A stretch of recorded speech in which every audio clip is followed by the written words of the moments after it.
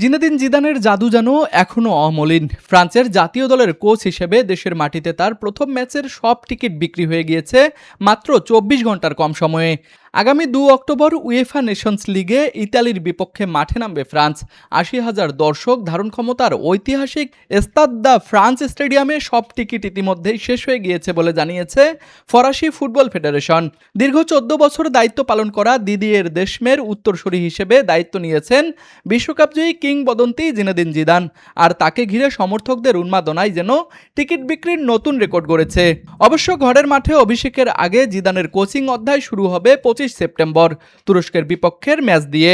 এরপর বেলজিয়ামের বিপক্ষে খেলেই দেশে ফিরবে ফ্রান্স। এদিকে 5 অক্টোবর বেলজিয়ামের বিপক্ষে প্যারিসে অনুষ্ঠিত হতে যাওয়া ম্যাচেরও প্রায় সব টিকিট বিক্রি হয়ে গিয়েছে। সব মিলিয়ে জিদানের নতুন যাত্রাকে স্বাগত জানাতে প্রস্তুত ফরাসি ফুটবল ভক্তরা। Sports desk, RCTV।